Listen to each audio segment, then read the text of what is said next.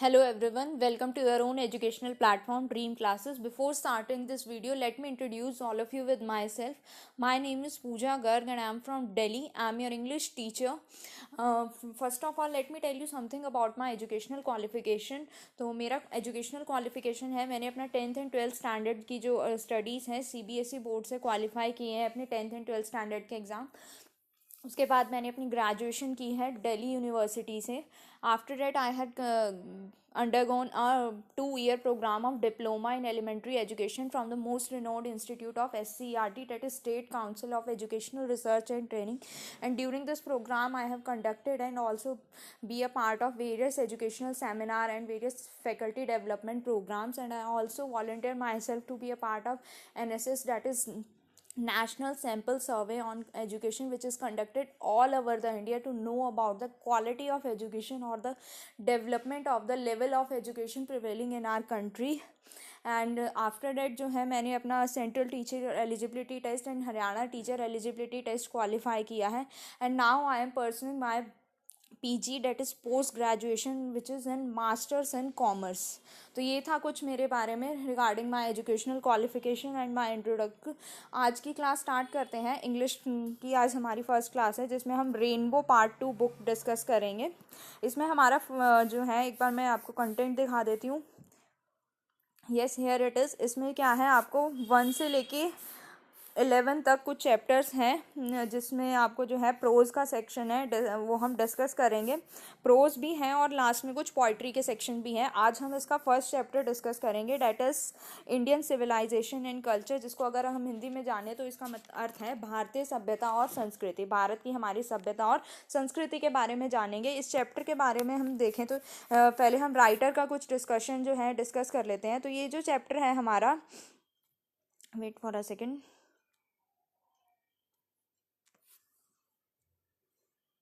ये जो चैप्टर है हमारा, इसको यस इंडियन सिविलाइजेशन कल्चर, इसको महात्मा गांधी जी के द्वारा लिखा गया है. महात्मा गांधी जी को हम सभी जानते हैं. He is also known as the father of nation, यानी कि राष्ट्रपिता के नाम से भी इनको जाना जाता है.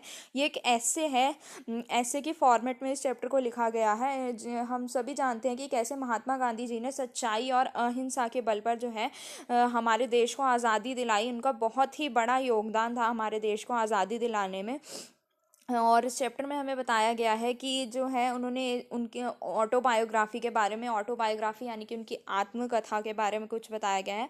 And my experience with truth, जो जिसके नाम से उन्होंने अपनी ऑटोग्राफी लिखवाई. And the numerous article that he wrote for Young India. Young India नाम की एक मैगजीन या पत्रिका हम लोग कह सकते हैं, जिसके लिए उन्होंने वेरियस जो है आर्टिकल्स पब्लिश किए जिस और अपनी वेरियस स्पीचेस डिलीवर की अलग अलग ओकेजन पे, जिससे कि उन्हें पता चलता है हमें उनके बारे में अगर उनकी स्पीचेस को हम सुने या उनके जो भी ऑटोबायोग्राफी है या बुक्स उनके द्वारा लिखी गई है उनके बारे में अगर हम पढ़ते हैं तो उनसे हमें पता चलेगा कि कैसे वो एक ओरिजिनल थिंकर थे. ऐसा नहीं कि मतलब किसी के आइडियाज़ को कॉपी पेस्ट कर लिया कहीं से, इधर से थोड़ा आर्टिकल इस बुक से, थोड़ा इस बुक से, थोड़े से.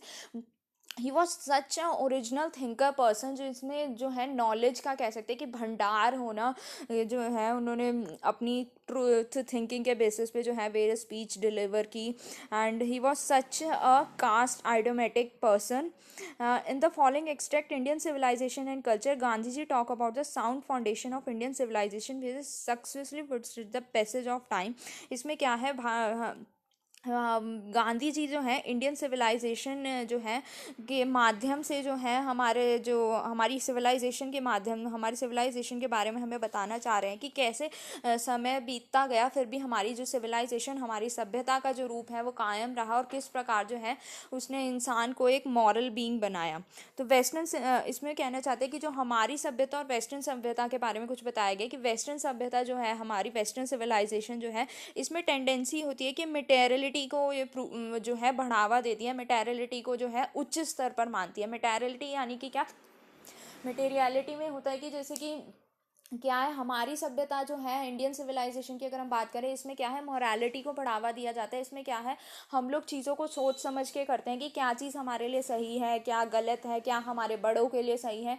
कुछ हमारे पूर्वजों के द्वारा कुछ लिमिट सेट की गई हैं, उनके बेसिस पे हम जो है अपने डिसीजन लेते हैं किस सिचुएशन में हमें क्या करना चाहिए।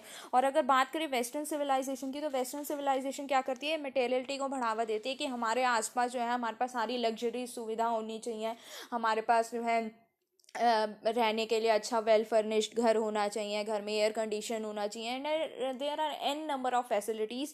तो एक वही कहना चाहता है कि मटेरियलिटी को बढ़ावा देता है वेस्टर्न सिविलाइजेशन, ना कि जो है मॉरलिटी को बढ़ावा देता है कि अपने से बड़ों का आदर करना, अपने टीचर का, अपने अध्यापकों की रिस्पेक्ट करना और सोच समझ के अपने डिसीजंस लेना।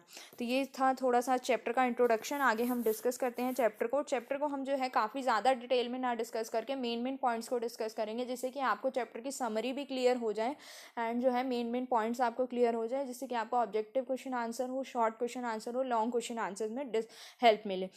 मैं कोशिश करूँगी चैप्टर को आपको मोस्ट प्रोबेबली जो है हिंदी में एक्सप्लेन करने की कोशिश करूँगी ज़्यादा से ज़्यादा, बिकॉज हिंदी हम लोगों की मोस्टली इंडियंस की क्या है, रीजनल लैंग्वेज हिंदी होती है, तो उनको जो है ज़्यादा अच्छे से कैचअप कर पाते हैं कंटेंट को। तो चैप्टर स्टार्ट करते हैं, कुछ मेन पॉइंट्स में डिस्कस करते हुए चलते हैं, जिसमें गांधी जी कहना चाह रहे हैं इसमें, I believe that the civilisation India has evolved is not the beaten in the world, nothing can equal the seeds on by our ancestor. इसमें गांधी जी कहना चाहते हैं कि हमारी जो सिविलाइजेशन है, भारत की सभ्यता है, उसको जो है ख़त्म नहीं किया जाना चाहिए विश्व में, क्योंकि हमारे एंसेस्टर यानी कि हमारे पूर्वजों के द्वारा जो बीज बोए गए हैं वो ही हमारे लिए जो है बहुत ज़्यादा फ़ायदेमंद है और हमारे जो है हमें मॉरल बीइंग बनाते हैं। आगे डिस्कस करते हैं। या in the midst of all this India remains immovable and it is glory. हाँ, इसमें क्या बताया गया, इसमें चैप्टर में बताया गया है कि गांधी जी कहते हैं कि जो है हमारे देश में दिन पे दिन जो है वेरियस डेवलपमेंट्स और वेरियस जो है चेंजेस आते जा रहे हैं, बट स्टिल हमारी जो भारतीय सभ्यता है वो इमूवेबल है, यानी कि जो है सटीक होकर अपने उस पर रुकी हुई है। ऐसा नहीं है कि हमारे देश में जो डेवलपमेंट हो रहे हैं उसको लेके हमारी जो सभ्यता है एकदम बिल्कुल स्थिर हो गई है कि भाई हम लोग इन चीज़ को अडॉप्ट नहीं करेंगे, बट अडॉप्ट करेंगे एट टू सम एक्सटेंट, कि ऐसा नहीं कि हम उस चीज़ के गुलाम हो जाएं।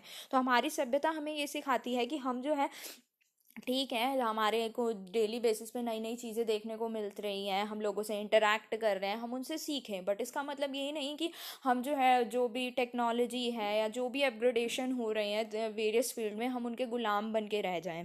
तो बेसिकली एक्चुअली इसका पॉइंट आउट ये है, civilisation is that mode of conduct which point out to man to the path of duty, performance of duty and observance of morality and convertible terms. Paragraph 3 में मैं read कर रही हूँ कुछ lines. तो हमारी जो सिविलाइजेशन यानी कि हमारी जो सभ्यता है वो एक ऐसा मोड ऑफ कंडक्ट है जो कि हमें बताती है कि किस तरीके से हमें कि अपनी ड्यूटीज़ को फुलफिल करना है और कैसे हमें जो है मॉरालिटी को भी बनाए रखना है, अपनी ड्यूटीज़ को इस तरीके से कंडक्ट करें, अपनी मॉरालिटी को बनाए रखें और अपने बिहेवियर को, कोड ऑफ कंडक्ट को इस तरीके से रखें जिससे कि हम सभी का फ़ायदा हो और हमारी सभ्यता भी स्थिर बनी रहे, हमारी सभ्यता से हम परे ना होकर जाएं। तो अगर हम मॉरालिटी को अटेन करना चाहते हैं तो इसके लिए सबसे ज़्यादा ज़रूरी है कि हम अपने माइंड और अपने पैशंस पर जो है मास्टरी अटेन करें, यानी कि ऐसा नहीं कि हमारा माइंड जो है कभी किस और घूम रहा है, कभी किस और घूम रहा है। हमें अपने माइंड को स्थिर रख के उस पर अपनी जो है एक पकड़ बनाए रखनी है, ये कहना चाहता है बेसिकली इसमें। हाँ, इसमें ये एक बहुत इंपॉर्टेंट पॉइंट है, पैराग्राफ 5 की फर्स्ट लाइन में आप देखें तो, we notice that the mind is a restless bird, the more it gets the more it wants and still remain unsatisfied. ये लाइन काफ़ी इंपॉर्टेंट है, इसको आप अपनी बुक अगर लेके बैठे हैं तो बुक में इसको लाइन को हाईलाइट कर लें, क्योंकि ऑब्जेक्टिव के क्वेश्चन के पर्पज से भी और शॉर्ट क्वेश्चन दोनों के पर्पज से ही काफ़ी इंपॉर्टेंट है। ये मैं समझा देती हूँ। इसका मतलब ये है कि हमने नोटिस किया है कि हमारा जो माइंड एक रेस्टलेस पक्षी की तरह है, रेस्टलेस बर्ड यानी कि जो है एक बेचैन पक्षी की तरह है। The more it get the more it wants and still remain unsatisfy, यानी कि हमें क्या है, जो भी चीज़ें मिलती जा रही हैं फिर भी हमारी जो इच्छाएं हैं वो दिन प्रतिदिन बढ़ती जाती हैं और फिर भी अनसेटिस्फाई रहती हैं। इसका एग्जांपल मैं देती हूँ, जैसे एज अ स्टूडेंट भी अगर आप देखते हैं, बचपन में आपका जैसे रहा होगा कि मुझे वीडियो गेम चाहिए, वीडियो गेम मिल गया तो बाइसिकल चाहिए, बाइसिकल मिल गया तो नए कपड़े चाहिए या कुछ और चाहिए, तो हमारी क्या है, इच्छाएं जो है दिन प्रतिदिन बढ़ती जाती हैं। एक इच्छा की पूर्ति होने से हमारा माइंड जो है सेटिस्फाई नहीं होता, दिन पे दिन हमारी इच्छाएं बढ़ती जाती हैं। तो दैट्स वाई इन्होंने क्या है, हमारे मस्तिष्क को एक रेस्टलेस बर्ड यानी कि एक बेचैन पक्षी के रूप में बोला है, क्योंकि इसकी जो है इच्छाएं हैं वो अनलिमिटेड हैं। तो इसीलिए क्या है, हमारे एंसेस्टर्स यानी कि हमारे जो पूर्वज हैं हमारे लिए कुछ लिमिट सेट की है उन्होंने। क्योंकि उनका मानना है, they saw that happiness was largely a mental condition. उनका मानना है कि हैप्पीनेस यानी कि जो खुशी है ये हमारी मेंटल कंडीशन पे डिपेंड करती है। अगर हम मस्तिष्क रूप से, मानसिक रूप से स्वस्थ हैं, मानसिक रूप से खुश हैं, तो हम पूरी तरीके से खुश होंगे। और अगर हम मानसिक रूप से खुश नहीं हैं तो उससे क्या होगा कि हमारा माइंड जो है, हम हमेशा बेचैन रहेंगे किसी भी कंडीशन में। खुशी की भी कोई कंडीशन होगी ना, उसमें भी हम लोग कोई ना कोई दुख ढूंढ ही लेंगे। तो इसीलिए सबसे ज़्यादा ज़रूरी है हम अपने ऊपर कंट्रोल रखें, अपने आप को खुश रखें, तो बाकी तो सब कुछ अपने आप ही पॉजिटिव होगा, पॉजिटिव वाइब्स हमारी तरफ आती जाएंगी। नेक्स्ट में वो कह रहा है कि a man is not necessarily happy because he is rich और unhappy because he is poor. इसमें ऐसा नहीं है कि हमारा जो है, अगर हम अमीर हैं, हमारे पास बहुत ज़्यादा पैसा है, सारी लग्जरीज हमारे पास फैसिलिटीज़ हैं, तो हम खुश होंगे। और अगर हमारे पास जो है सारी लग्जरीज फैसिलिटीज़ हमारे पास आसपास नहीं है तो हम उसमें दुखी होंगे। ऐसा नहीं है कि जो इंसान अमीर है उसी के पास सभी खुशियाँ हैं। The rich are often seen to be unhappy, the poor are to be happy. कई बार ऐसा भी होता है कि अमीर इंसान भी जो है बहुत ज़्यादा दुखी रहता है, और जो गरीब इंसान है जिसके पास सब कुछ फैसिलिटी नहीं है वो भी बहुत खुश रहता है। तो और मिलियंस में पीपल जो है वो पुअर हैं। But observing all this our ancestor dissuaded us from luxuries and pleasures. We have manage with the same kind of plough as exploited thousand of year ago. We have retained the same kind of cottages that we had in former times, and our indigenous education remained the same as before. We have had no system of life corroding competition. क्या है हमारा, क्या है, भले ही various development हुआ पर कुछ चीज़ें हैं जो अभी भी स्थिर हैं। जैसे कि पुराने टाइम पे जो कॉटेजेस होते थे, रहने का तरीका था होता था, हमारी जो प्लक होती थी खेती बाड़ी करने के लिए, जो फसल उगाने के लिए प्लक हैं वो एज अ सेम रही हैं। और वेरियस बहुत सारी चीज़ें हैं। ऐसा नहीं कि कट शॉर्ट कंपटीशन क्या है, मार्केट में हर जगह कंपटीशन फैला हुआ है, तो हम भी क्या है अपनी जो है कंपटीशन की दौड़ में भागने लगे और जो है आखिर में जो है और इस चीज़ से हमें ही नुकसान हो। Each follow his own occupation और trade and charge a regular wage. हर इंसान जो है अपना जो भी काम है वो करता है और उन्हें उसके बेसिस पे उनकी जो रेगुलर एज यानी कि जो दिहाड़ी या आमदनी है वो उन्हें मिलती है। It is not that we did not know how to invent machinery. Gandhi ji का कहना यह है कि ऐसा नहीं है कि हम लोग मशीनरी इन्वेंट नहीं कर सकते, हमारे पास नॉलेज है, टेक्नोलॉजी है। बट फिर भी गांधी जी ने, आपने अगर कहीं पे पढ़ा हो तो गांधी जी हमेशा क्या है बेसिक एजुकेशन को प्रमोट करते हैं। इसमें क्या है वो लोग 3 डोमेन्स को प्रमोट करते हैं, जिसमें होता है हैंड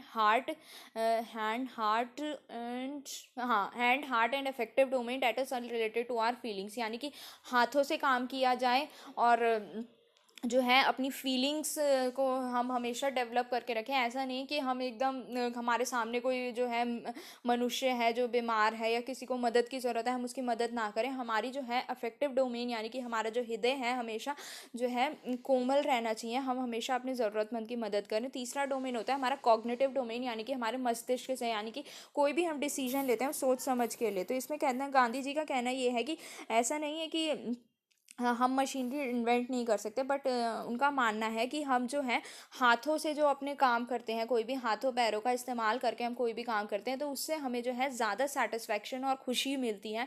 तो दैट्स वाई वो मशीनरी या मटेरियलिज्म को प्रमोट करने की बजाय जो है हाथों से काम करने पे ज़्यादा बढ़ावा देते हैं। जैसे कि आपने गांधी जी के बारे में देखा भी होगा, कैसे वो लोग जो है चरखा चलाते थे और कितना सादा जीवन जीते थे। तो उसी चीज़ को गांधी जी प्रमोट करते हैं। They further reasoned that large cities were a snare and useless and compressed, and that people would not be happy in them. They would be gangs of thieves, robber, prostitution, and vice flourishing in them, and that poor man would be robbed by rich men. They were therefore satisfied with small villages. इसमें जो है बड़ी बड़ी cities के बारे में गांधी जी ने बताया कि बड़ी बड़ी सिटीज़ को गांधी जी पसंद नहीं करते, क्योंकि वहाँ पे क्या है चोर उचक्के बैठे होते हैं और बहुत सारे क्राइम्स वगैरह कंडक्ट किए जाते हैं जो कि गरीब इंसान को लूट पाट करके जो है उसकी ज़िंदगी को नर्क बना देते हैं। तो दैट्स वाई वो जो है छोटे छोटे गाँव में रहना ही पसंद करते हैं, अपनी जो है ज़िंदगी सिंपल रखने में विश्वास रखते हैं। आगे डिस्कस कर लेते हैं। Let me give me 1 second, मैं एक बार रीड कर लेती हूँ। इसमें वो कह रहा है कि ये जो किंग्स हैं उनके स्वॉर्ड्स यानी कि राजाओं के जो औजार हैं लड़ने की सामग्री है, लड़ाई की सामग्री है, वो इन्फीरियर है यानी कि छोटी है इथिक्स की स्वॉर्ड के मुकाबले। स्वॉर्ड्स यानी कि होता है तलवार को हम कहते हैं स्वॉर्ड।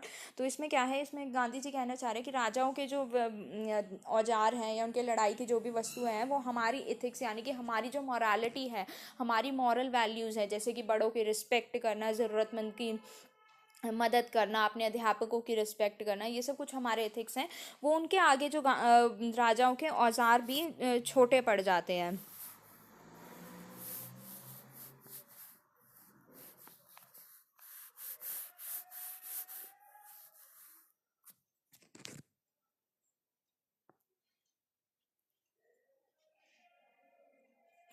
जो हमारी टेंडेंसी है इंडियन सिविलाइजेशन की, वो है एलिवेट करना मॉरल बीइंग को। और जो वेस्टर्न सिविलाइजेशन की अगर हम बात करें, the western civilisation is to propagate immorality. हमारी सभ्यता हम जो है हमें कहती है कि हम जो है प्रोपोगेट हम लोग जो है मॉरल बीइंग को, मॉरलिटी को हम लोग वो करते हैं। और अगर वेस्टर्न सभ्यता की बात करें तो वेस्टर्न सिविलाइजेशन जो है हमारी, ये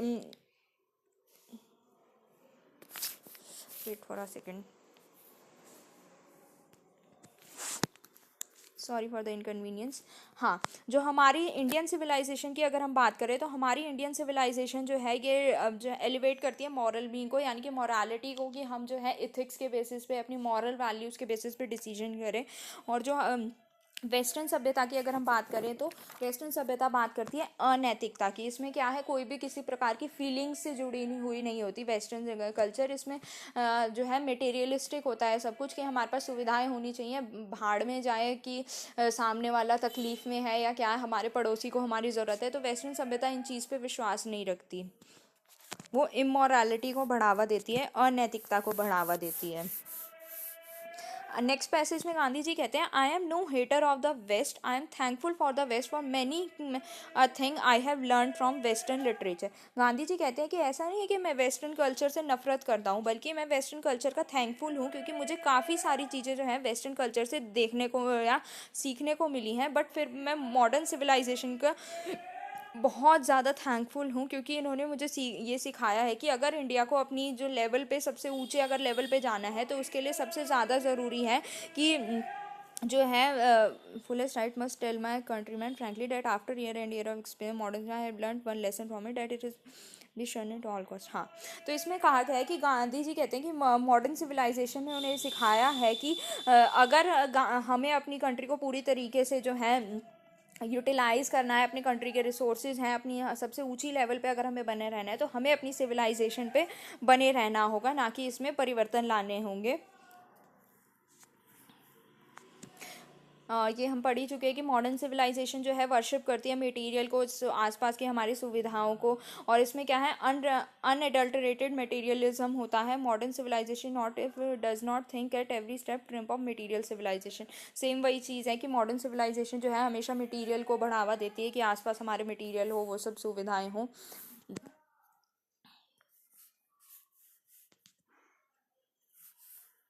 आगे जो भी इंपॉर्टेंट पॉइंट होगा मैं एक बार देख लेती हूँ, कुछ इंपॉर्टेंट होगा तो वो हम डिस्कस कर लेंगे।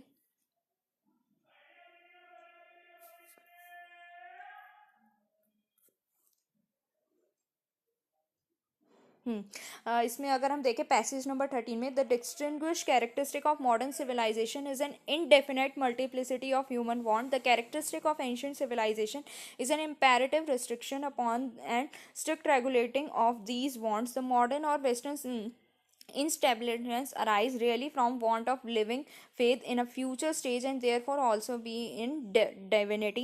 The restraint of ancient and eastern civilization arises from a brief open, often in spite of ourselves, in a future stage and exist in a divine power. क्या है हमारी मॉडर्न सिविलाइजेशन में, जैसे कि मैंने बताया कि माइंड एक रेस्टलेस बर्ड है, उसकी तरह क्या है, ये मल्टीप्लिसिटी ऑफ वांट्स को बढ़ावा देती है, कि हमारी वांट्स एक के बाद एक के बाद एक जो है बढ़ती जाती हैं। हम कभी भी अपनी एक वांट से सेटिस्फाई नहीं होते। तो इससे क्या है, हमारे फ्यूचर में भी हम हमेशा क्या बेचैन रहते हैं कि अगर हमारी जॉब भी लग जाती है बड़े होके, तो हमें पहले अगर छोटे में लगी, शुरुआत में हमें कम सैलरी मिल रही है, फिर धीरे धीरे हमारी पोस्ट बढ़ी, तो हम लोग क्या है धीरे बहुत बड़ा इनिशियली ही हमारे अंदर इतना हो जाता है कि हाँ भाई मुझे तो बहुत ज़्यादा पैसा कमाना है, मुझे बहुत बड़ा इंसान बनना है।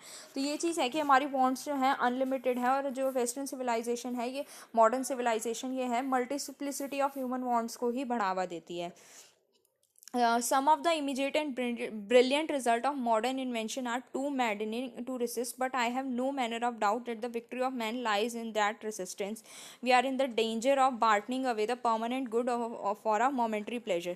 इसमें क्या है, कुछ जो है अगर हम देखें तो मॉडर्न इन्वेंशंस जो देखने को मिले हैं, हमने देखे हैं, वो बहुत ज़्यादा जो है आउटस्टैंडिंग है, कि बहुत ज़्यादा लाभदायक भी है हमारे लिए।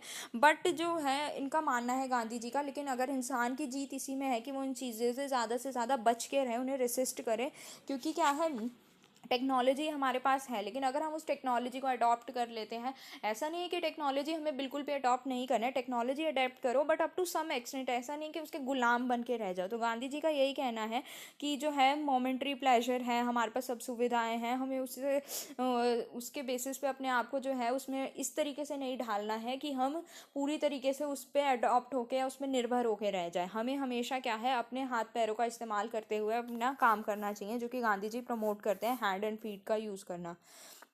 Just and in the West, they have made wonderful discovery in things material. Similarly, Hinduism has made still more marvelous discovery in things of religion, of the spirit, of the soul.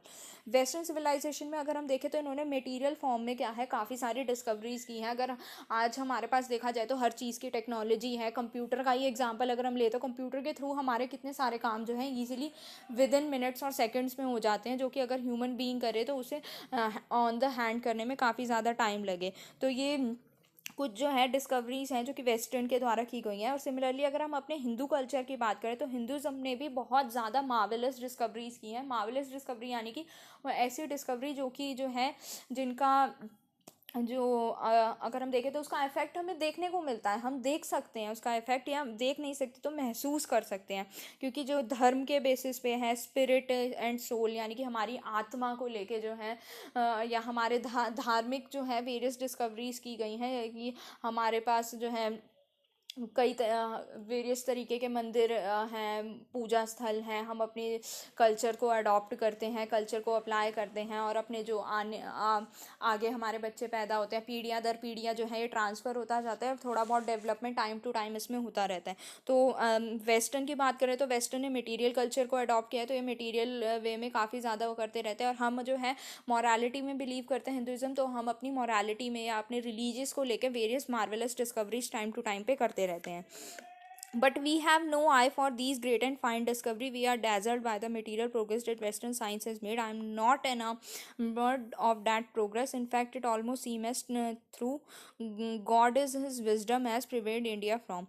इसमें क्या कहना चाह रहे हैं गांधी जी, क्या है, हाँ, जो मटेरियल डिस्कवरीज हैं वो तो हमें दिखाई देती है, बट जो हमारे रिलीजियस में होती है उन्हें हम महसूस कर सकते हैं, लेकिन हम पूरी तरीके से ये हमें दिखाई नहीं देती हैं। तो हम लोग जो है उसको बढ़ावा देते हैं कि हमें वो क्योंकि जो चीज़ हमें दिखाई देती है, जिसे हम टच कर सकते हैं, उसी चीज़ को हम लोग जो है मोस्ट इम्पॉर्टेंट मानते हैं, हमारी लोगों की जो सोच बनी हुई है।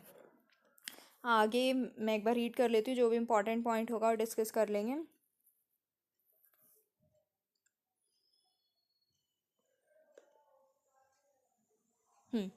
इसमें जो 20 पॉइंट में जो लाइन दी हुई है, हमारी सिविलाइजेशन, हमारा कल्चर और हमारा स्वराज जो है ना कि डिपेंड करता है कि हम अपनी ज़रूरतों को, अपनी वांट्स को दिन पे दिन मल्टीप्लाई करता जाएं, बल्कि ये है कि हम कितना अपने ऊपर कंट्रोल कर सकते हैं। हमने स्टार्टिंग में भी पढ़ा था कि कितना हम अपने माइंड पे कंट्रोल कर सकते हैं। हमारा सबसे ज़्यादा जो है, अगर हम अपने मस्तिष्क पर, अपने माइंड पर कंट्रोल कर लेते हैं, तो हम अपनी शक्तियों को, अपनी ताकतों को, अपनी नॉलेज को सबसे ज़्यादा यूटिलाइज़ कर सकते हैं। तो ये डिपेंड करता है कि हमारा सिविलाइजेशन, हमारा कल्चर और हमारा स्वराज जो है ना कि हमारी वांट्स यानी कि हमारी ज़रूरतों को मल्टीप्लाई करने के ऊपर वो है, कि बल्कि ये है कि कितना हम अपने ऊपर कंट्रोल कर सकते हैं, अपनी वांट्स पे और अपनी ज़रूरतों पर।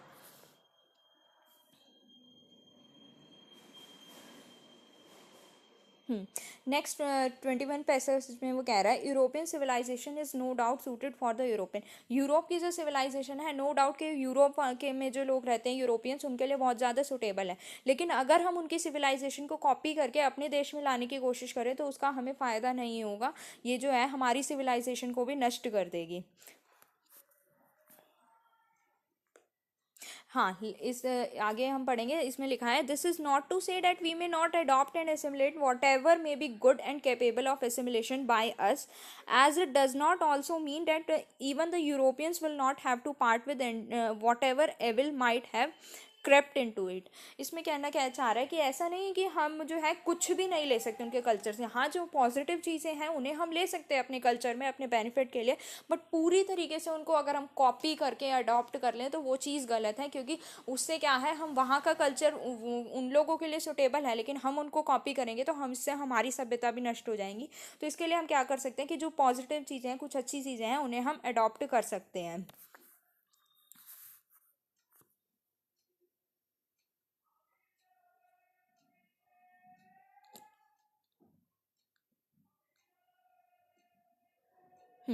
नेक्स्ट में वो कह रहा है कि मटेरियल कंफर्ट जो है या मल्टीप्लिकेशन है हमारी वॉन्ट्स को, ये एक एविल यानी कि एक शैतान की तरह है। तो मैं जो है गांधी जी कहते हैं इसमें European themselves will have to remodel their outlook. Europeans जो है उन्हें खुद को भी अपना जो आउटलुक है उसको जो है चेंज या रीमॉडल कर लेना चाहिए। If they are not to perish under the weight of comfort to which they are becoming slaves. Otherwise क्या है वो लोग इन चीज़ों के जो स्लेव्स यानी कि उनके जो है शिकार या फिर कह सकते हैं उनके दास बनकर रह जाएंगे इन कंफर्ट्स के।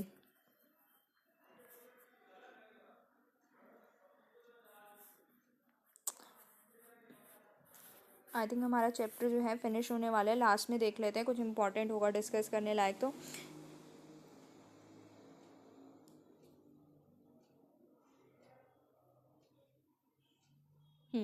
नेक्स्ट में पैसेज 23 में सेम अगैन वही चीज़ वो दोबारा से रिपीट कर रहा है कि जो सिविलाइजेशन है इसका ट्रू सेंस में अगर हम देखें तो इसका मतलब ये नहीं है कि हमारी वॉन्ट्स दिन पे दिन बढ़े, बल्कि ये है कि हम कैसे अपनी वॉन्ट्स को रिस्ट्रिक्ट करके वॉलेंट्री रिस्ट्रिक्शन यानी कि स्वैच्छिक रूप से या खुद पर कंट्रोल करके अपने आप में हम कितना रिस्ट्रिक्ट कर सकते हैं अपनी ज़रूरतों को। This alone increase and promote containment real happiness and capacity for सिर्फ यही एक चीज़ है जो कि हमें पूर्ण रूप से सेटिस्फाई कर सकती है और हमें खुश रख सकती है। नेक्स्ट पैसेज में लास्ट पैराग्राफ में I think this is the last paragraph, yes here it is. Passage 24 में ये कहना चाह रहा है a certain degree of physical harmony and comfort is necessary but above a certain level it become hindrance instead of help. यानी कि एक certain level of physical harmony, क्या कहते हैं कि हमारे फिजिकल कंफर्ट, कुछ हद तक फिजिकल कंफर्ट हमारे पास होना ज़रूरी है। ऐसा नहीं है कि हम लोग कहीं भी सड़क पे रह के भी खुश हो जाते हैं। ऐसा नहीं कि बेसिक जो सुविधाएं हैं रोटी कपड़ा मकान ये सब तो हमारे पास होनी ही चाहिए, सबके पास जो बेसिक सुविधाएं हैं, बट इसका मतलब ये नहीं है कि अगर हम इससे ज़्यादा बहुत ज़्यादा इसको अडॉप्ट कर लेते हैं तो ये हमारी जो है ना कि हमारी मदद करती है बल्कि हमारे लिए एक हिंड्रेंस यानी कि हिंड्रेंस कह सकते हैं किसी चीज़ में बाधा का काम कर सकती है। तो दैट्स वाई क्या है फिजिकल बेसिक जो चीज़ों की ज़रूरत है रोटी कपड़ा मकान वो तो सबके पास होनी चाहिए, बट ये नहीं कि हम बेसिक ये पूर्ति हो गई तो हम आगे जो है उन्हीं का लालच बढ़ता जाए हमारे पास। Therefore the ideal of creating an unlimited number of wants in satisfying them सीज to be delusion and snare. The satisfaction of one physical need, even the intellectual need of one's narrow self, must meet at a certain point of dead stop before it degenerates into physical and intellectual voices. A man must arrange his physical and cultural circumstances so that they do not hinder them in the service of humanity on which all the energy should be concentrated. इसमें गांधी जी कहना चाह रहे हैं कि last paragraph के माध्यम से उन्होंने जो है चैप्टर को कंक्लूड किया है इस ऐसे में। इन्होंने कहा है कि जो फिज़िकल एस्पेक्ट्स जो है फिज़िकल चीज़ें हैं उनके अलावा हम ध्यान देना चाहिए हमें इंटेलेक्चुअल डेवलपमेंट पे। इंटेलेक्चुअल होता है हमारे मस्तिष्क से जुड़ा हुआ, यानी कि अगर हम जो है ऊंचा उठना चाहते हैं अपनी सभ्यता को ऊंचा उठाना चाहते हैं या फिर इंडिया को डेवलपिंग कंट्री बनाना चाहते हैं, डेवलपिंग ऑलरेडी है इंडिया, हम डेवलप्ड कंट्री बनाना चाहते हैं तो उसके लिए क्या है हम जो है अपनी माइंड की एक्सरसाइज करें और सभी कामों को हाथों से पैरों से अपने काम को करें, साथ में अपने माइंड की एक्सरसाइज करें, यानी कि जो है मानसिक रूप से या ज़्यादा से ज़्यादा नॉलेज गेन करें, पढ़ाई करें, जिससे हम अपने देश का स्तर को ऊंचा उठा सके, ना कि मटेरियलिस्टिक चीज़ों के द्वारा। तो ये था इस चैप्टर की समरी, और हमने शॉर्ट में जो है मेन पॉइंट सारे डिस्कस करें। अगर आपको वीडियो पसंद आया हो तो प्लीज़ लाइक शेयर और सब्सक्राइब करें हमारे चैनल ड्रीम क्लासेस पे। एंड कोई भी क्वेरी हो तो आप कमेंट सेक्शन में पूछ सकते हैं। So thank you and have a nice day.